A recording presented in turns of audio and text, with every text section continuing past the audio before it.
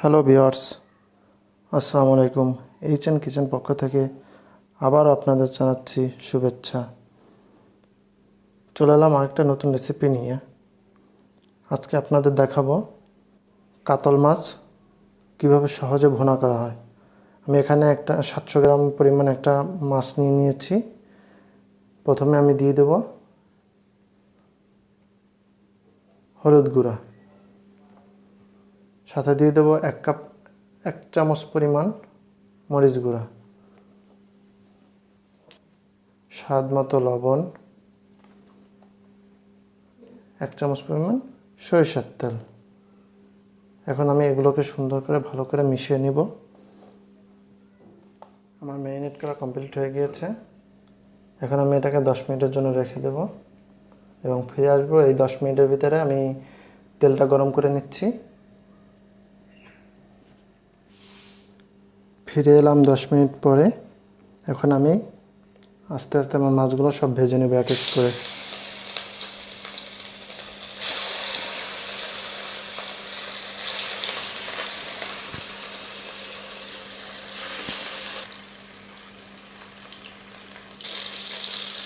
Viewers, আমি মাছটা বেশি ভাজবো না, একদম কড়াও ভাজবো না, একদম হালকাও হবে না, এই পর্যায়ে আমি ভাজবো। এখন আমি মাছগুলো সব উল্টিয়ে দিচ্ছি এক এক করে।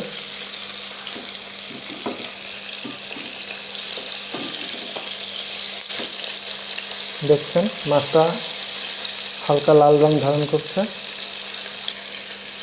ভিউয়ার্স, আপনারা মাছটা ঠিক এইভাবে ভেজে নেবেন, তাহলে মাছটার স্বাদটা অনেকটা বেড়ে যাবে।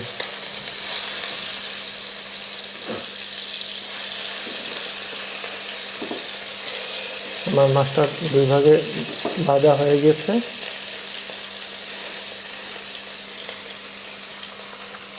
ভিউয়ার্স, আমার মাছটা 2 পাট ভাজা হয়ে গিয়েছে। এখন আমি আস্তে আস্তে সবগুলো তুলে নেব।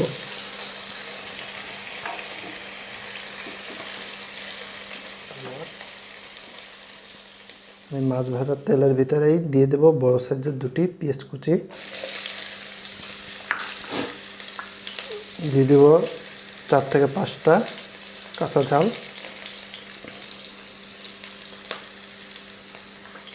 6 থেকে 7টা গোলমরিচ,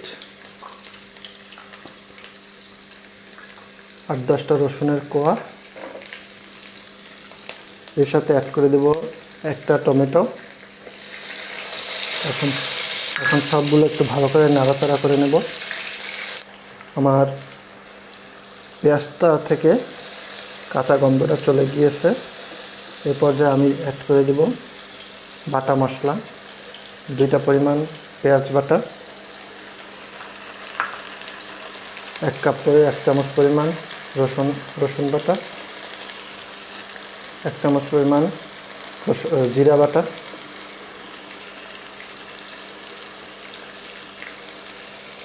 1 চামচ পরিমাণ আদা বাটা, 1 চামচ পরিমাণ হলুদ পাউডার, 1 চামচ পরিমাণ মরিচের গুঁড়া, দিয়ে দেব স্বাদ মতো লবণ এবং 4 চামচ পরিমাণ টক দই, 1 চামচ পরিমাণ ধনিয়ার গুঁড়া। এগুলো আমি ভালো করে কষিয়ে নেব এবং 3 থেকে 4 মিনিটের জন্য ঢেকে দেব।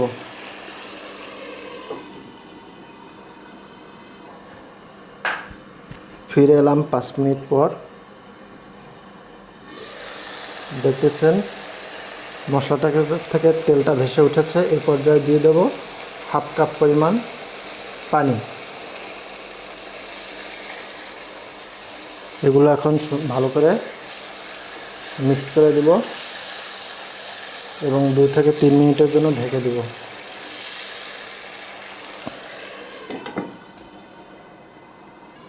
যাতে মশলাটা ভালো করে সিদ্ধ হয়। ভিউয়ার্স, ফিরে এলাম 3 মিনিট পরে। দেখেন তেলটা সম্পূর্ণ ভেসে উঠেছে। এই পর্যায়ে আমি দিয়ে দিব ভাজা মাছগুলো, একে একে সব দিয়ে দিব।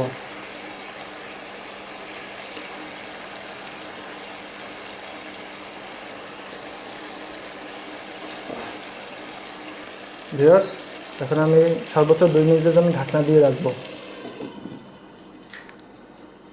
এবং গ্যাসের চুলার পাওয়ারটা একদম লো পজিশনে রাখবো। ফিরে এলাম 2 মিনিট পর। এখন আমি দিয়ে দেব পানি।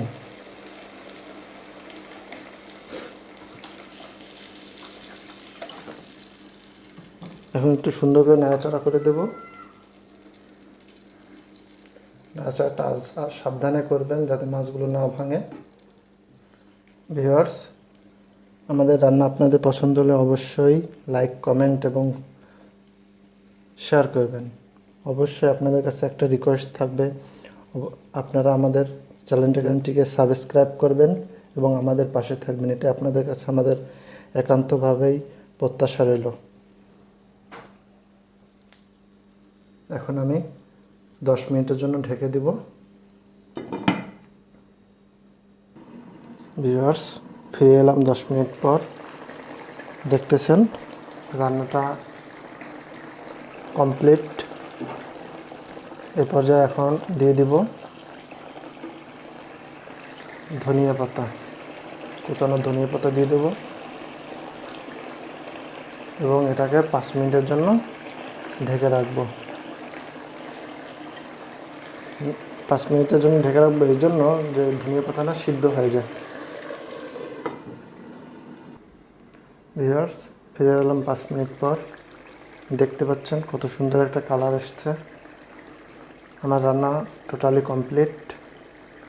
এখন আমি এটাকে নামিয়ে নিব। আমি। ভিউয়ার্স, আপনাদের কাছে একটাই অনুরোধ থাকবে, আপনারা আমার চ্যানেলটিকে অবশ্যই সাবস্ক্রাইব করবেন। এখন আমি এটাকে পরিবেশন করার জন্য নিয়ে যাচ্ছি, আপনাদের দেখাচ্ছি পরিবেশনের সময়। এই প্রত্যাশা রইল আপনাদের। দেখতে পাচ্ছেন কত সুন্দর কালার এসেছে। এভাবে বাসায় কাতল মাছ রান্না করবেন, অবশ্যই অনেক টেস্টফুল হবে। আজকের জন্য এখানে বিদায় নিচ্ছি। আপনারা ভালো থাকবেন, সুস্থ থাকবেন। আমার চ্যানেলটাকে আপনারা সাবস্ক্রাইব করবেন, এই প্রত্যাশা রইল আপনাদের সাথে। তাহলে আজকে বিদায় নিচ্ছি। আসসালামু আলাইকুম ওয়া রাহমাতুল্লাহি ওয়া বারাকাতুহু।